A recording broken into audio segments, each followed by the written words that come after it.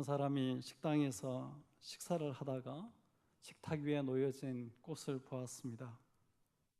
꽃이 아름답게 피어 있는 거죠. 근데 며칠 후에 다시 그 식당에 앉아가지고 다시 식사를 하는데, 그날은 이 사람이 내적으로 상당히 상태가 좋지 않았던 것 같습니다.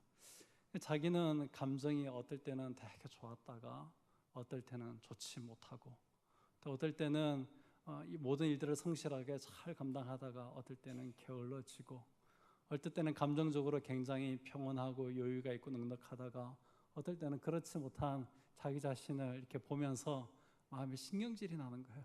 나는 왜 이럴까? 그래서 자기 마음에 신경질 나는 게, 이게 자기 때문에 신경질 나는데, 식탁 위에 있는 꽃을 보니까 꽃이 전에도 파랗고 아름다웠는데 오늘도 한결같이 파랗고 아름다운 거예요. 신경질이 나는 거예요. 그래서 꽃에게 가까이 가서 보니까 무슨 꽃이었겠습니까? 조화였던 것이죠. 그렇습니다. 이렇게 조화, 무생물은 한결같이 그럴 수 있는데, 살아있는 것, 특별히 우리 사람이라는 게 늘 그렇게 한결같이 못한 게 우리인 것 같습니다. 믿음도 늘 좋으면 좋겠는데 그렇지도 못하고, 마음도 참 늘 여유가 있고 평안하면 좋겠는데 그렇지를 못하고, 하나님을 섬겨가는 것도 늘 한결같으면 좋겠는데 어떨 때는 뜨거웠다가 어떨 때는 식었다가, 어떨 때는 풍성했다가 어떨 때는 메말랐다가, 어떨 때는 하나님 앞에서 제대로 잘 살았다가 어떨 때는 못 살다가, 어떨 때는 정결하고 거룩하게 살다가 어떨 때는 정말 하나님 앞에서 범죄하기도 하는 것이 우리의 모습인 것 같습니다. 우리가 이렇게 상태가 좋고 영적으로 좋은 흐름을 가지고 있을 때에는 하나님과의 관계도 참 좋은 것 같고, 기도를 해도 하나님께서 잘 들어주실 것 같고, 예배에 참여해도 하나님께서 나에게 많은 은혜를 주시는 것 같습니다. 그런데 그렇지 못할 때가 있지 않습니까? 우리가 감정적으로 안 좋을 때도 있고, 믿음이 떨어질 때도 있고, 주 앞에 열심히 섬기지 못하고 있어요. 그럴 때가 있지 않습니까? 그럴 때 이렇게 하나님 앞에 서면 하나님께서 과연 나를 사랑하실까? 이런 나에게 하나님께서 은혜를 주실까? 이런 나에게 하나님께서 기도에 응답해 주실까? 그런 마음들을 우리가 가지게 되었습니다. 오늘 저녁에는 저와 제가 이 본문 말씀을 통해서 우리는 이렇게 업앤다운이 있지만 우리를 한결같이 사랑하시는 하나님의 사랑에 관한 그런 이야기를 좀 드리려고 합니다. 이 말씀을 들으시면서 우리를 한결같이 사랑하시는 그 하나님을 인하여서 우리의 믿음에 큰 용기를 얻고, 우리가 잘할 때뿐만 아니라 못할 때에도 하나님께서 나를 사랑하시고 나를 기뻐하시고 내게 은혜 주실 분인 것을 알고 하나님 앞으로 힘써 나가게 되어지는 우리 성도님들 다 되시기를 바랍니다. 그렇더라고요. 부모님과의 관계 속에서 부모님 이런 거 다 부모님 마음대로 다 잘할 때 부모님이 날 사랑하는 거 알 수 있지만, 우리가 부모님께 정말 잘못했을 때 그때 부모님이 우리를 용납해 주실 때 정말 나를 사랑하는 부모님의 사랑이 크구나, 그런 거 이렇게 느끼지 않습니까? 저도 그런 적이 있는데, 저희 아버지의 새 차는 폰이었고 두 번째 차를 프라이드 베타를 사셨는데, 제가 그 아버지 차를 빌려서 타고 저기 경북 청하에 있는 샘제를 넘어오다가 공중 1회전 하고 차를 완전히 망가뜨렸거든요. 그래서 차가 완전히 이렇게 한 바퀴 확 돌아가지고 차의 사면이 다 찌그러지고 유리창이 다 깨어지고, 주일날 교회에서 돌아오는 길이었는데 그랬어요. 아버지에게 전화를 했습니다. 뭐라 했겠습니까? 괜찮나? 이게 전부더라고요. 무뚝뚝한 이 경상도 아버지, 엄한 아버지가 괜찮나? 괜찮습니다. 제가 넥타이를 메고 와이셔츠를 입고 이 양복은 뒷자리에 놓고 그냥 이 와이셔츠 차림으로 운전했는데 완전 공중 1회전하고 차의 사면이 다 부러지고 유리창은 다 깨져서 차 안이 유리창으로 가득한데 저는 하나도 안 긁혔어요.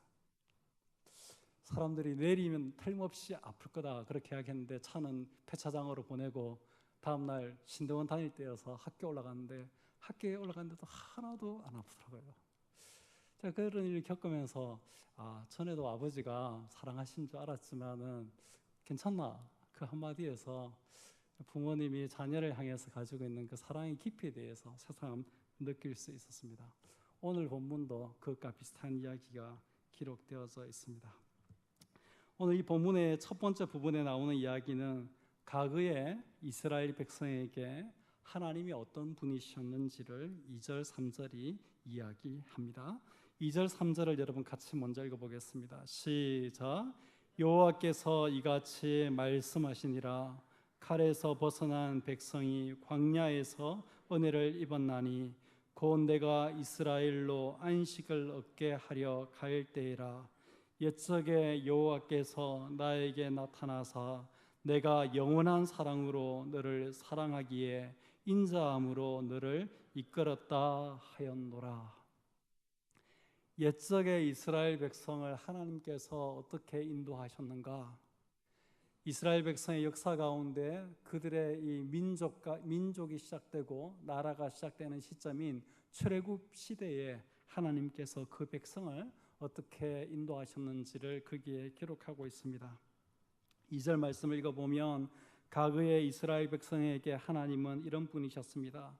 광야에서 은혜를 베푸시는 그런 하나님이었습니다. 여러분, 광야는 거칠은 땅입니다. 정말 건너가기도 힘들고 그곳에서 살기는 더더욱 힘든 그런 곳입니다. 그러나 하나님께서는 이스라엘 백성으로 하여금 그 거친 광야에서 은혜를 입게 하셨습니다. 그러면서 이스라엘 백성이 이렇게 애굽의 칼에서 벗어나서 광야에서 하나님의 은혜를 얻은 그 일을 이야기할 때에 곧 내가 이스라엘로 안식을 얻게 하러 갈 때라. 애굽에서 노예 생활하면서 안식이 없었죠. 심한 노동에 시달리고 했던 그런 이스라엘 백성에게 하나님께서 그들을 출애굽시키셔서 안식일이 있고 안식년이 있고 희년이 있는 그 하나님의 나라를 만드시고 그 나라로 그 백성을 인도하여 가는 그 시점에 하나님이 있었던 거죠. 그래서 안식을 얻게 하러 갈 때라 그렇게 이야기하고 있는 것을 보게 됩니다. 과거의 이스라엘 백성에게 하나님은 그들로 하여금 안식을 얻게 하시는 하나님, 그들에게 안식을 주시기 위해서 그들에게 찾아오시는 그런 하나님이었던 것을 2절이 이야기합니다.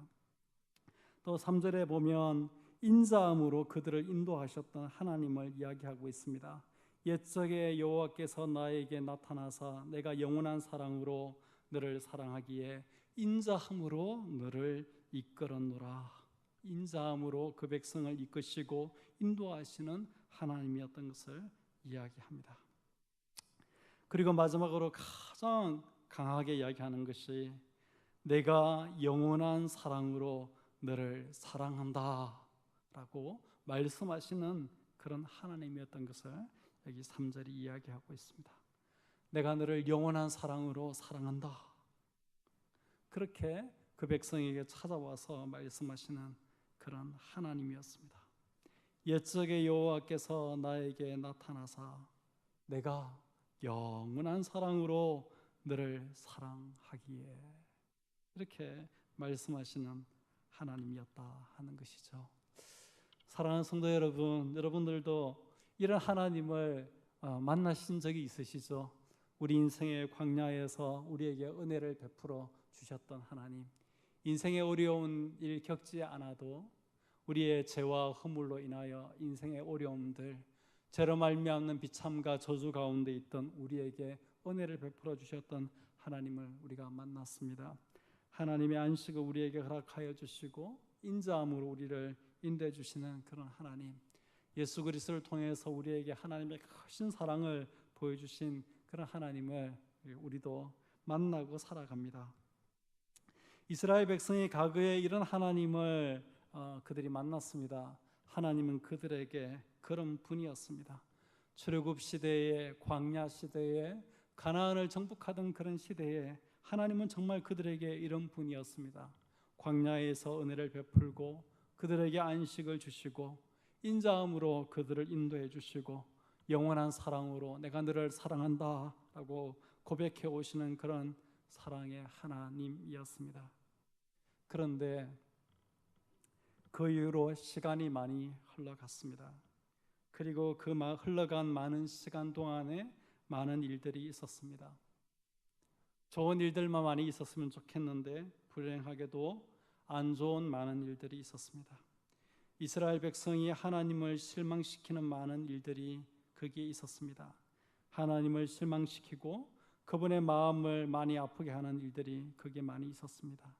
하나님과의 관계에 금이 가고 관계가 깨어질 만한 많은 이스라엘 백성의 실패의 이야기가 거기 있었습니다. 하나님의 법과 계명에 불순종했고 하나님의 말씀을 듣지 않았습니다. 하나님을 버렸습니다.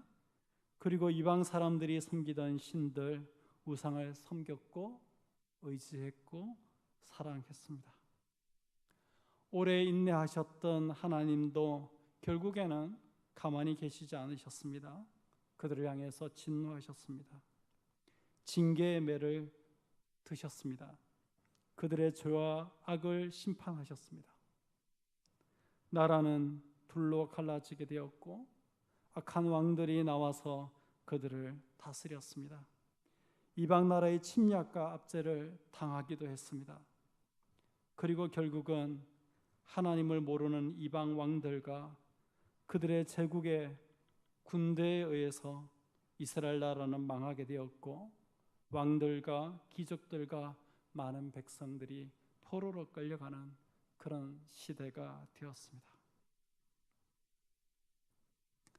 이제 이들은 어떻게 될 것인가? 이제 이들은 앞으로 어떻게 될 것인가? 질문해 보게 되는 것입니다. 이스라엘 백성이 하나님을 처음으로 만나고 처음으로 경험할 때 하나님과 언약을 맺고 그 하나님과의 만남을 처음 시작할 때 하나님은 정말 그들에게 좋은 분이었습니다. 광야에서 은혜를 베푸시고 그들에게 안식을 주시기 위해서 그들을 찾아오시고 인자함으로 그들을 인도하시고 내가 영원한 사랑으로 너를 사랑한다 그렇게 사랑을 고백해 오시는 하나님이었습니다. 그 하나님과 계속 사랑의 아름다운 이야기를 이어갔으면 참 좋겠는데 이스라엘 백성은 그러지 못했습니다. 우리처럼 말입니다. 어떨 때는 믿음이 좋았다가 어떨 때는 그러지 못하고 어떨 때는 하나님을 향해서 뜨거웠다가 어떨 때는 정말 냉랭하고 어떨 때는 참 성실하게 하나님 앞에 말씀에 잘 순종하고 살다가 어떨 때는 불순종하고 어떨 때는 하나님께서 싫어하시는 줄 알면서도 행하고 어떨 때는 하나님께서 내게 경고하시는 줄 알면서도 그 자리를 벗어나지 않는 그런 우리처럼 이스라엘 백성도 이런 길로 가고 말았습니다. 이들은 어떻게 될 것인가? 예레미야는 이렇게 하나님 앞에서 무너지고 깨어지고 믿음을 떠나고 하나님을 떠났던 이 백성을 향한 하나님의 말씀의 한 부분을 오늘 우리가 읽은 이 본문을 통해서 말씀해 주고 있습니다. 하나님께서는 이런 이스라엘 백성을 향해서 어떤 말씀들을 하셨을까요? 자신의 선지자 예레미야를 통하여 하나님께서는 이 백성들에게 어떤 말씀을 주셨을까요? 오늘 이 본문이 나오기 전에 그 앞에 이스라엘 백성을 향한 하나님의 심판의 메시지, 경고의 메시지들이 있었습니다. 이스라엘 백성의 회개를 촉구하는 그런 메시지가 있었습니다. 그럼에도 불구하고 이스라엘 백성은 돌이키지 않았습니다. 죄에서 돌이키지 않았고 악에서 돌이키지 않았고 하나님을 버리고 이방 신들을 우상을 섬기는 자리에서 돌이키지 않았습니다. 그래서 그들의 나라는 망하고 그들은 포로로 끌려갔습니다. 나라가 망하고 포로로 끌려간 이 백성들 자기 자신들의 죄와 악을 인하여서 이런 처지에 빠지게 되어진 이 이스라엘 백성을 향해서 하나님은 예레미야를 통해서 도대체 어떤 말씀을 하실까요?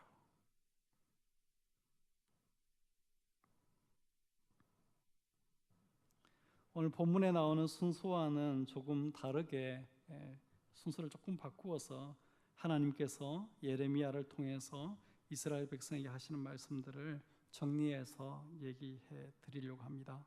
첫 번째 하나님의 말씀은 8절 9절에 기록되어져 있는데 그 백성을 향해서 너희들이 포로로 끌려간 그 자리에서 돌아오게 하겠다.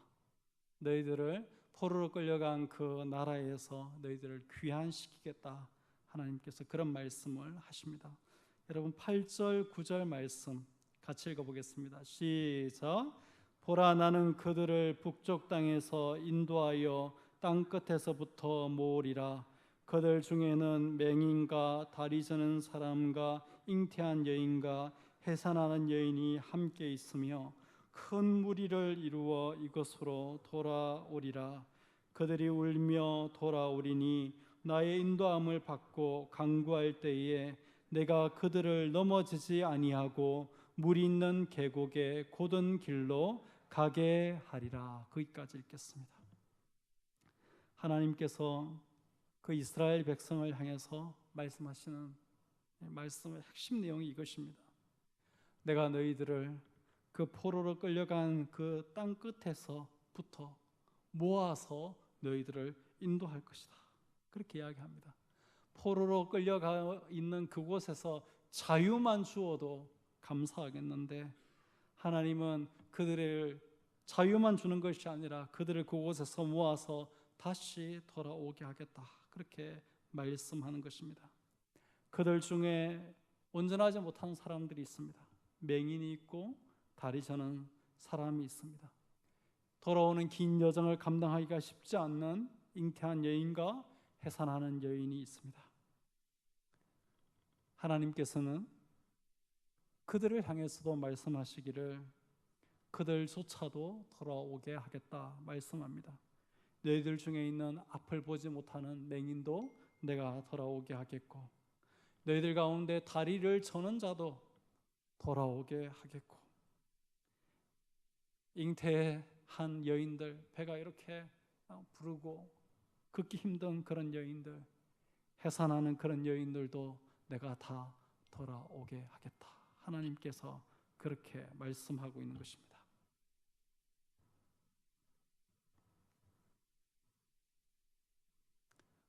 하나님 마음이 참 깊죠. 이방에 흩어져 있는 그 사람들 중에 살만한 사람들, 좋은 사람들, 훌륭한 사람들, 괜찮은 사람들 하나님께서 뽑아서 인도하고 그들을 사용해서 다시 나라를 세우겠다. 이런 말씀만 해도 대단한데 그런 말씀이 아니라 그들 가운데 앞을 보지 못하는 맹인, 다리를 저는 사람, 잉태한 여인과 해산하는 여인, 그들조차도 다 돌아오게 하겠다. 하나님께서 말씀합니다. 9절에 보면 그들이 돌아오는데 울면서 돌아온다 그랬습니다. 이 울음은 여러분 슬픔의 눈물이 아닙니다. 감격의 눈물인 거죠. 우리를 돌아오게 하시는 그 하나님, 포로로 끌려갔던 그곳에서 돌아오게 하시는 그 하나님을 인해서 감격하면서 기쁨의 눈물을 흘리면서 돌아오는 것입니다. 포로에서 자유만 얻어도 감사한데 다시 돌아갈 수 있게 하는 거 감사하고, 나는 맹인인데 돌아오게 해주시는 거 감사하고, 나는 다리가 온전하지 못하는 전원자인데 나조차도 돌아오게 하신 거 감사하고, 잉태에서 해산에서 여행하기 어려운 그런 나도 이 여정에 동참시켜서 돌아오게 하신다. 그걸 생각하니까 감격하는 것이죠. 그래서 감격의 눈물을 흘리면서 돌아오는 것입니다. 그들의 죄와 악을 인하여 나라가 망하고 포로로 끌려갔는데 하나님께서는 하나님 자기 안에 있는 사랑을 인하여, 자기 안에 있는 인자함을 인하여 그들을 그 포로된 땅 끝에서 돌아오게 하겠다. 돌아올 수 있도록 그렇게 만들겠다. 하나님께서 말씀하시는 것입니다. 그들이 그 땅 끝으로 끌려간 그곳에서 회개하고 가능성을 보여주었기 때문이 아니라 그들을 사랑하시는 하나님의 사랑과 그들을 향하신 하나님의 인자함, 그것 때문에 그들로 하여금 돌아오게 하겠다. 그렇게 말씀하고 있습니다. 예레미야를 통하여 하나님께서 두 번째로 말씀하시는 것은 자신이 그 돌아오는 백성들을 친히 인도하겠다라고 그렇게 말씀하십니다. 이 9절 중간에부터 보면 내가 그들을 넘어지지 아니하고 물이 있는 계곡의 곧은 길로 가게 하리라. 그렇게 이야기하고 있습니다. 하나님의 인도함을 받아서 돌아오는 그 사람들을 하나님께서 인도하시는 것입니다. 넘어지지 않도록 곧은 길로 갈 수 있도록 하나님께서 인도하시겠다. 그렇게 이야기합니다.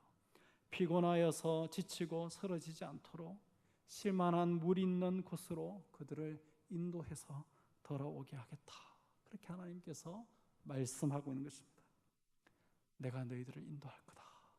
넘어지지 않도록 엉뚱한 길로 가지 않고 곧은 길로 갈 수 있도록 피곤하여 지치지 않도록 물이 있는 그런 계곡으로 너희들을 인도하겠다. 그렇게 하나님께서 말씀하고 있습니다.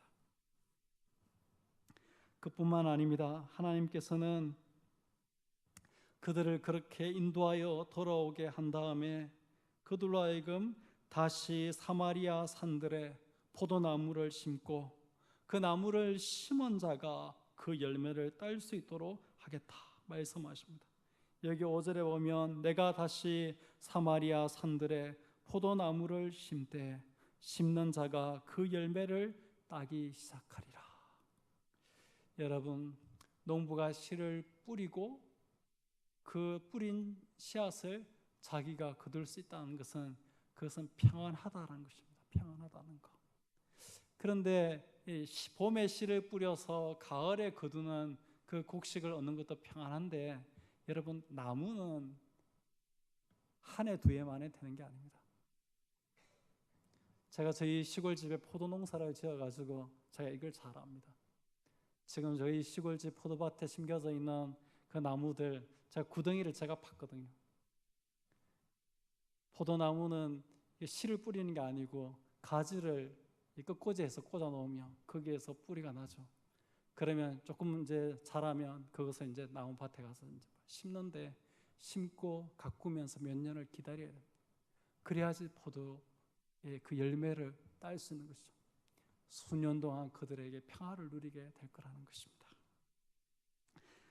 그런 은혜를 그들에게 주겠다는 것이죠. 약속의 땅에 돌아와서 그 하나님이 약속하신 가나안 땅에 다시 살고 그 가나안 땅에서 땅을 경영해서 농사지어서 그 열매를 거두는 그런 기쁨을 그들로 하여금 다시 누리게 하겠다. 그렇게 말씀하시는 것입니다. 그리고 여기 4절에 읽어보면 처녀 이스라엘아 내가 다시 너를 세우리니 내가 세움을 입을 것이요.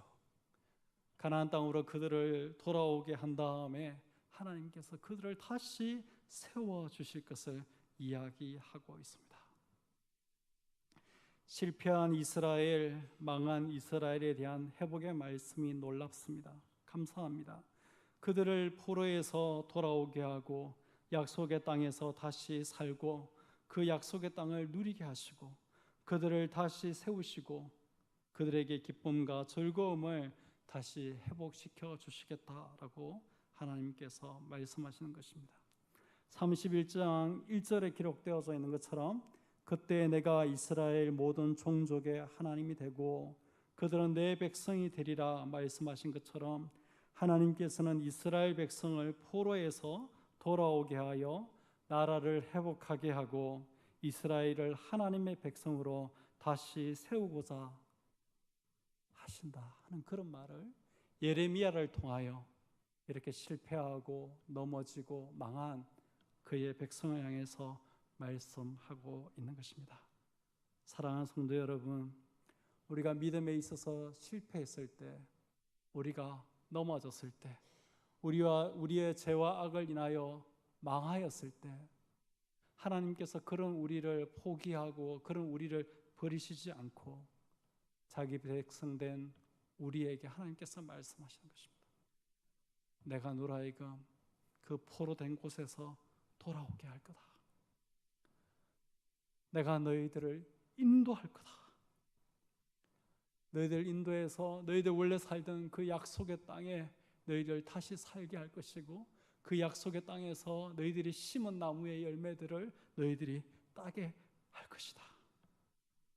내가 너희를 다시 세워서 너희로 하여금 다시 세움을 받도록 그렇게 하겠다.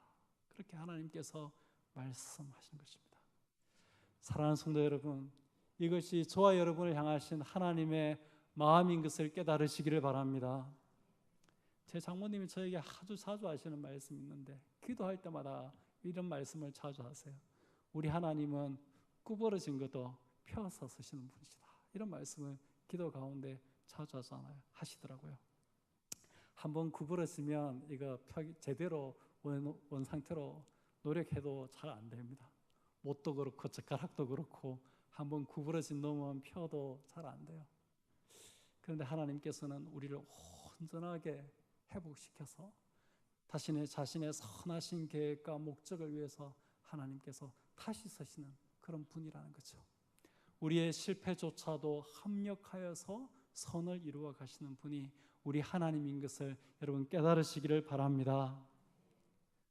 이 하나님을 알면 우리가 믿음에 있어서 실패하고 넘어졌을 때에 이 하나님을 알면 우리가 실패했다고 스스로를 포기하고 실패했다고 믿음의 길을 떠나서 다른 길 가지 않고 이렇게 우리를 회복시키는 하나님께로 돌아오는 지혜가 있어야 될 줄 믿습니다. 그런데 여기까지만 이렇게 들어도 참 우리를 회복시키는 하나님에 관한 이야기로 우리의 마음이 참 좋은데, 오늘 이 본문 말씀을 자세히 읽어보면 하나님께서 더더욱 놀라운 말씀들을 거기에 자기 백성들을 향해서 하고 있는 것을 보게 되어집니다. 여러분 4절 말씀을 같이 한번 읽어보겠습니다. 4절 말씀 시작.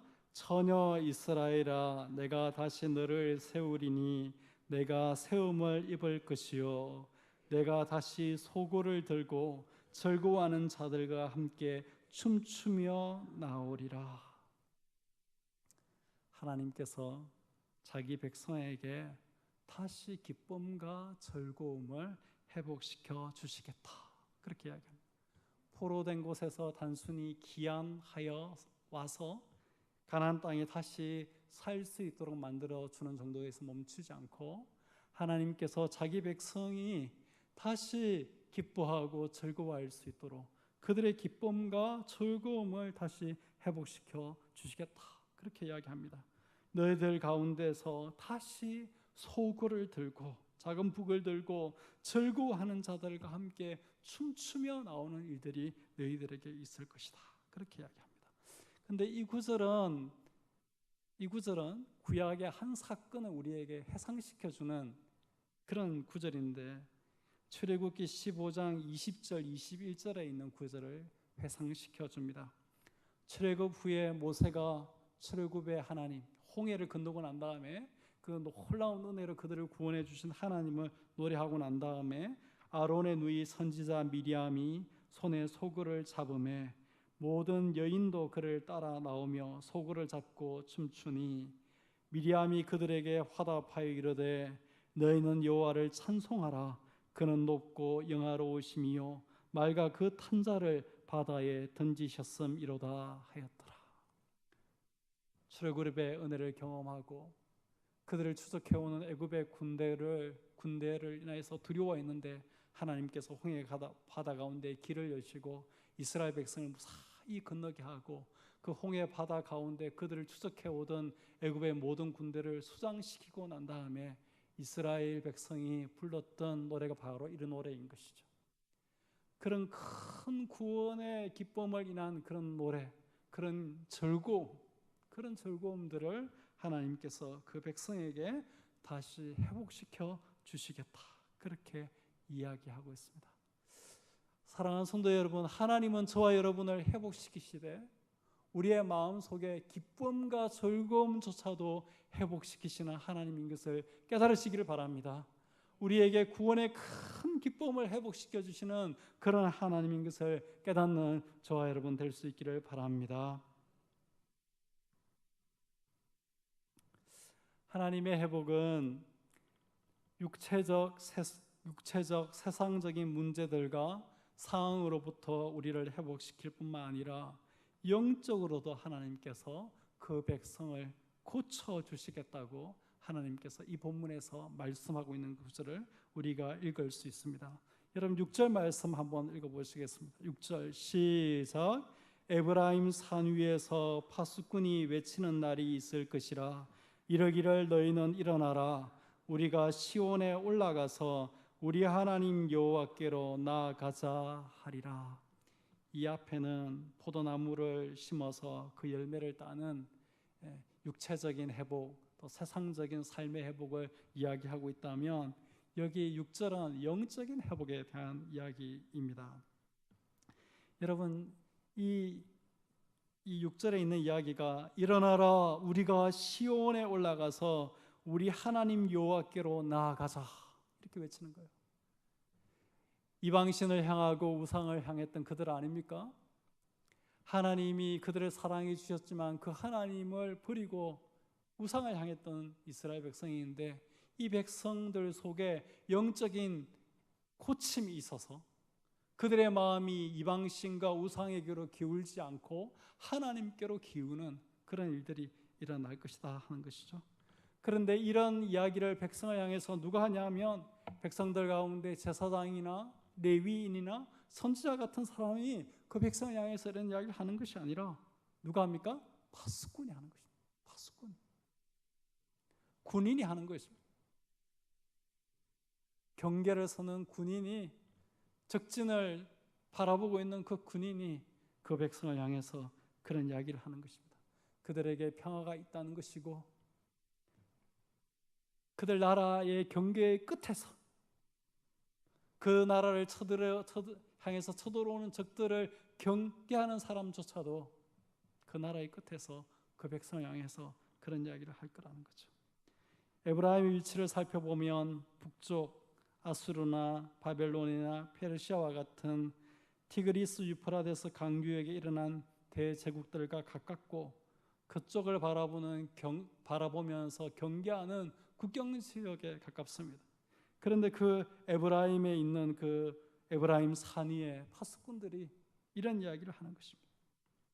예루살렘 성전이 있는 남쪽 유다 쪽이 아니라 예루살렘에서 먼 곳, 지정학적으로서 신앙의 메시지보다는 먹고 사는 메시지가 더 강한 그 에브라임 지역에서 이런 이야기를 이스라엘 백성을 향해서 하게 될 것이다, 그렇게 이야기하는 것입니다. 하나님께서 이스라엘 백성 가운데 기쁨과 즐거움을 회복시켜 줄 뿐 아니라 그들 가운데 있는 그들의 영혼을 고쳐주셔서 세상을 향하고 죄와 악을 향하고 이방신들을 향했던 그들의 마음이 고쳐져서 하나님께로 향하는 것입니다. 하나님께로 향하는 그런 회복이 그들에게 있을 것이다, 그렇게 이야기합니다.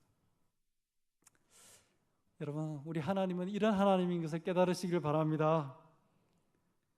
그런데 여기까지만 해도 거의 그냥 많이 충격을 받았는데, 하나님께서 두 가지 펀치를, 더 강력한 펀치를 날립니다. 하나님께서 그들의 죄와 허물로 인하여 망하고 포로로 끌려간 그 백성을 부를 때에 여러분 4절에 뭐라고 부르고 계시는지 압니까? 4절을 한번 보시기 바랍니다. 하나님께서 이스라엘 백성을 어떻게 부르시죠? 처녀 이스라엘아, 이렇게 부르고 있습니다. 처녀 이스라엘아, 이렇게 부르고 있어요. 여러분, 지금 이스라엘은 영적으로 처녀가 아닙니다. 지금 이스라엘은 더 이상 하나님께 아름답고 순결한 처녀가 아닙니다. 하나님 아닌 다른 이방신들을 사랑했고 그 이방신에게 몸과 마음을 빼앗겨서 하나님 앞에 음란하고 부정하게 되었습니다. 그렇게 되어서 하나님과의 관계가 깨어졌고 하나님께 쫓겨났습니다. 그리고 이방 나라에서 오랜 포로 생활을 하면서 온갖 교초를 다 겪었습니다. 더 이상 그들에게는 아름다운 빛도 고운 빛도 없는 그런 모습이 되었을 겁니다. 그들의 육체는 지치고 피곤하여 거지처럼 되고 쇠약해졌을지도 모르겠습니다. 그들의 마음과 영혼도 여러 가지 아픔과 상처들로 엉망진창이 되어가지고 어쩌면 걸레처럼 너덜너덜해졌을 겁니다. 그들 가운데 어떤 사람들은 그들의 마음과 영혼에 깊은 병이 들었는지도 모르겠습니다. 여러분, 그렇지 않겠습니까? 나라가 망하고 포로로 끌려가서 포로 생활하고 있는 이스라엘 백성이 뭐 그렇게 곱고 뭐 그렇게 아름다웠겠습니까? 하나님 말고 이방 여인을 사랑했고 이방 신들을 사랑했고 이방신들에게 마음과 육체를 빼앗겨서 엄난하고 부정하게 된, 그래서 하나님 앞에서 쫓겨난 그 이스라엘 백성이 뭐 하나님 앞에서 곱고 아름답고 순결하겠습니까? 그런데 하나님께서 그런 이스라엘 백성을 부를 때에 처녀 이스라엘아 이렇게 부른다는 거죠.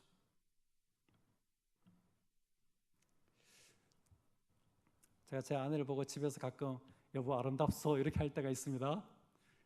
안 믿으시나요? 근데 제가 이렇게 진심으로 이야기하는데 아내가 들을 때는 이게 그냥 기분 좋으라고 하는 말로 듣는 것 같아요. 근데 진짜 제 마음에는 젊었을 때보다 나이가 들어가면서 더 아름다워 보이는데 자기는 그렇게 잘 안 믿는 것 같아요. 같이 살아온 세월이 있어서 더 아름다워 보이는 거겠죠.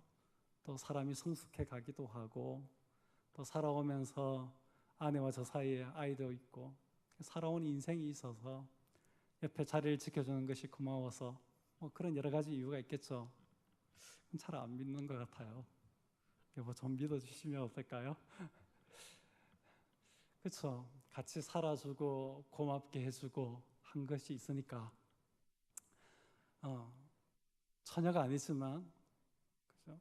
중년이 되었지만 아름다워 보일 수 있겠죠. 근데 지금 이스라엘 백성은 그런 게 아니에요. 같이 함께 살고 인생의 어려움들 같이 겪어오고 그러면서 자녀들 낳아서 키우고 그렇게 해왔기 때문에 아름답다. 하나님 그렇게 말씀하시는 게 아니에요. 이방신을 섬겨서 음란하고 부정하게 되었습니다. 나라가 망하고 포로를 끌려가고 포로 생활하는 동안에 그들의 육체도 그들의 영혼도 그들의 마음과 정신도 피폐해졌을 겁니다. 그런데 하나님께서 그런 자기 백성을 부르실 때 처녀 이스라엘아, 아름답고 곱고 순결하고 정결한 나의 이스라엘아, 이렇게 하나님께서 말씀하신 거예요. 또 한 가지 우리 마음에 굉장히 충격을 주는 단어가 있는데 9절 마지막에 보면 나는 이스라엘의 아버지요 에브라임은 나의 장자니라, 그렇게 이야기하고 있어요. 나는 네 아버지고 네는 내 아들이다, 이렇게 이야기하는 것이죠. 여러분, 이스라엘이 어땠습니까? 하나님 싫다고 하나님 버리고 이방신 섬겼던 사람 아닙니까? 하나님 의지하기보다는 주변에 있는 애굽이나 또 다른 제국들을 더 의지했던 그런 이스라엘 아닙니까? 하나님께서 그 백성들에게 주셨던 그 아름다운 그 가나안 땅을 온갖 우상 숭배와 제약으로 더럽혔던 그런 이스라엘 아닙니까? 신약에 예수님이 하신 비유 중에 탕자 비유의 둘째 아들처럼 아버지가 물려준 아름다운 유산을 다 탕진하고 거짓 신세가 된 그런 모습 아닙니까? 그런데 하나님께서 그런 이스라엘 향해서 아니다, 나는 너의 아버지고 너는 나의 장자다 그랬어요. 너는 내 아들이다 이렇게만 말해줘도 고마운데 너는 나의 장자다 그랬어요. 여러분, 고대 문화에서 장자는 부모를 모시고 사는 겁니다. 평생 부모랑 같이 사는 아들이 장자예요. 그리고 부모의 재산을 다 물려받는 게 장자예요. 그런데 하나님께서 이스라엘 향해서 나는 너의 아버지고 너는 나의 장자니라 그렇게 이야기하고 있습니다. 하나님과 뗄 수 없는 관계로, 뗄래야 떨어질래야 떨어질 수 없는 관계로 내가 너와 다시 관계 맺는다 하는 하나님의 선언이 거기에 기록되어져 있는 것입니다. 이스라엘의 회복에 관한 말씀, 특히 처녀 이스라엘아 나는 이스라엘의 아버지요 에브라임은 나의 장자니라 라고 하시는 이런 말씀은 3절에 기록되어져 있는 옛적의 여호와께서 그들에게 나타나서 하신 말씀, 내가 영원한 사랑으로 너를 사랑하기에 인자함으로 너를 이끌었다 하셨던 그 말씀이 빈말이 아니었음을 우리에게, 이스라엘 백성에게 가르쳐줍니다. 자기 백성의 처절한 실패에도 불구하고 하나님께서는 영원한 사랑으로 그의 백성을 사랑하신다 하는 것을 이 두 단어가 강력하게 우리에게 가르쳤습니다. 이렇게 완전히 부정하게 되고 음란하게 되고 이렇게 누더기처럼 된 그 백성을 향해서 처녀 이스라엘아, 하나님께서 그 백성에 주셨던 모든 아름다운 것들을 다 망친 그 이스라엘 향해서 내가 너의 아버지고 너는 나의 장자다. 사랑하는 성도 여러분, 하나님께서는 자기 백성의 처절한 실패에도 불구하고 영원한 사랑으로 그의 백성들을 사랑하시는 것을 깨달으시기를 바랍니다. 우리를 영원한 사랑으로 사랑하시고 우리에게 인자를 베푸시고 우리를 인도하시는 하나님이라는 것을 깨달을 수 있기를 바랍니다. 이제 말씀 마무리합니다. 사랑하는 성도 여러분, 오늘 이 성경 본문은 자기 백성을 다시 돌아오게 하시고 다시 인도하시고 다시 회복시키는 하나님의 가난 이야기를 우리에게 전해주고 있습니다. 사랑하는 성도 여러분, 이 하나님께로 나아갈 수 있는 귀한 성도님들 다 되시기를 바랍니다.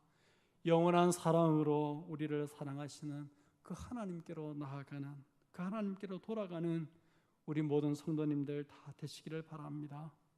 우리를 돌아오게 하시는 그 하나님, 우리를 다시 인도하시고 싶어 하시는 하나님, 우리를 다시 회복시켜 다시 세우고자 하시는 그 하나님, 그 하나님께로 우리가 나아가면 그 하나님께서 우리에게 구원의 기쁨을 다시 회복시켜 주실 겁니다. 육체적으로 뿐만 아니라 영적으로 우리를 회복시켜 주실 겁니다. 이 땅에서 우리의 삶도 회복시켜 주시고 하늘의 영원한 삶도 회복시켜 주실 것입니다. 우리를 다시 아름답고 순결한 예수 그리스도의 신부로 세워 주실 것이고 우리를 향해서 나는 너의 아버지요 너는 나의 장자다 그렇게 말씀하시면서 우리를 다시 하나님의 나라를 유업으로 물려받을 하나님의 장자로 다시 세워 주실 겁니다. 이 하나님을 바라보시고 이 하나님 앞으로 나아가기를 힘쓰는 귀한 성도님들 다 되시기를 바랍니다. 우리가 이런 하나님을 누리기 위해서 필요한 일들이 있다는 것을 이 성경이 우리에게 가르쳐 줍니다. 여러분 9절 말씀을 보시면 그들이 울며 돌아오리니 나의 인도함을 받고 강구할 때에 내가 그들을 이렇게 쓰고 있어요. 여기 보니까 언제 하나님께서 그 백성을 넘어지지 아니하고 물 있는 계곡의 고든 길로 가도록 인도해 주시겠다라고 그렇게 말씀하시냐면 나의 인도함을 받고 간구할 때에라고 그렇게 이야기했습니다. 여러분 무엇을 받고 무엇을 할 때입니까? 하나님의 인도함을 받고 하나님께 간구할 때에 그런 하나님의 다시 돌아오게 하시는 다시 회복시키시는 하나님의 인도가 우리에게 임할 것을 이야기하고 있습니다. 하나님의 인도함을 받고 하나님께 간구하는 것이 필요하다는 것을 우리에게 말하는 것입니다. 기도의 자리로 나아가는 것이 필요하다, 그렇게 이야기하는 것입니다. 이렇게 우리를 회복시키는 하나님을 우리가 만나고 경험하고 누리기 위해서는 우리가 기도의 자리로 나아가는 것이 필요하다는 것을 여기 9절이 이야기해 주고 있습니다. 여러분 7절 말씀도 같이 읽어보겠습니다. 7절 말씀 한번 같이 읽겠습니다. 시작. 여호와께서 이와 같이 말씀하시니라. 너희는 여러 민족의 앞에 서서 야곱을 위하여 기뻐 외치라. 너희는 전파하며 찬양하며 말하라. 여호와여 주의 백성 이스라엘의 남은 자를 구원하소서 하라. 여기 보면 외치라, 전파하며 찬양하며 말하라 라고 그렇게 하고 있는데, 여러분 그 내용이 뭔지 혹시 주목해서 보셨습니까? 뭐라고 말하고, 뭐라고 전파하고, 뭐라고 찬양하고, 뭐라고 외치라고 말하고 있는지 여러분 보셨습니까? 그 내용은 뭐냐 하면 여호와여 주의 백성 이스라엘의 남은 자를 구원하소서, 그렇게 하라는 것입니다. 여러분 말하라, 외치라, 전파하라, 찬양하라 이야기했지만 내용을 살펴보면 뭡니까? 여호와여 주의 백성 이스라엘의 남은 자를 구원하소서, 이렇게 말하라고 하는 건데 이 내용을 보면 뭡니까?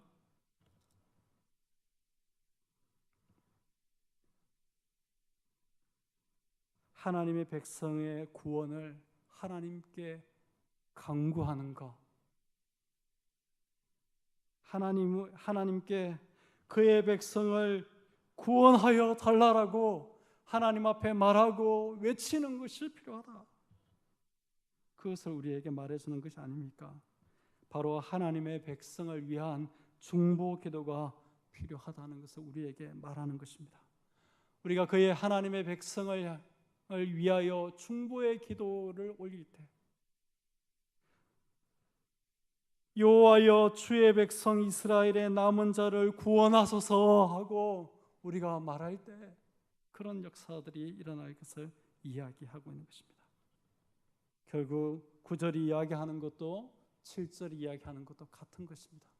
하나님의 인도함을 받기 위하여 기도하는 자리, 간구하는 자리로 나와야 되고, 주의 백성을 구원하여 달라고 하나님께 중보 기도하는 자리로 나아갈 때에 우리가 이렇게 우리를 다시 돌아오게 하시고 우리를 다시 인도하시고 우리를 다시 회복시키는 놀라운 하나님의 은혜 가운데로 나아갈 수 있음을 우리에게 가르쳐 주는 것입니다. 사랑하는 성도 여러분, 우리를 다시 세우시고 회복시키시는 하나님께 나아가기 위해서 또 그 하나님의 인도함을 받고 그 하나님께 간구하기 위하여 힘써 기도의 자리로 나아가는 우리 모든 성도님들 다 되시기를 바랍니다. 여러분 간단하게 말하면 기도의 자리에 나오셔야 됩니다. 그래야지 우리를 다시 돌아오게 하시고 우리를 다시 인도하고 우리를 다시 회복시키고 싶어 하시는 하나님의 놀라운 은총을 우리가 누릴 수 있게 됩니다. 주의 백성으로 하여금 이렇게 다시 하나님의 인도함을 받고 다시 하나님의 회복하심을 누리고 다시 하나님이 세워주시는 은혜를 누리게 만들려면 그 백성을 위하여 중보하는 중보의 기도가 필요한 것입니다. 여러분 이 사실을 깨달으시고 여러분 기도의 무릎을 다시 일으켜 세우시기를 바랍니다. 기도의 자리를 여러분 다시 좀 차고 앉으셔서 다시 기도가 여러분 가운데 시작되어지기를 바랍니다. 새벽을 깨울 수 있는 분들은 새벽을 깨우시면 좋겠고, 새벽을 깨울 수 없는 분은 금요일 밤이라도 좀 나오시면 좋겠고, 공적 예배의 시간을 지키지 못할 분은 좀 개인적으로라도 시간을 정해놓고 이 예배당에 나와서 아니면 개인의 자리에서 여러분 좀 기도하시길 바랍니다. 이 성경이 명확하게 이야기하잖아요. 하나님은 우리를 다시 돌아오게 만들고 다시 인도하고 싶어 하시고 다시 회복시키고 싶어 하시고 다시 세우고 싶어 하는데, 그런 하나님께로 우리가 나갈 수 있고 그런 하나님의 은혜로 나아갈 수 있는 길을 이야기할 때 하나님의 인도함을 받고 간구할 때에 그런 일들이 우리에게 있을 것이라고. 너희들이 여러 민족들 앞에 서서 주여 이스라엘의 남은 자를 구원하여 주십시오라고 외치고 말할 때 그런 역사들이 일어날 거라고 우리에게 말하고 있다는 것을 우리가 기억하고, 여러분 가운데 기도를 새롭게 함으로 이 하나님의 놀라운 은총의 자리로 나아가는 우리 모든 성도님들 다 되시기를 예수님의 이름으로 축복드립니다.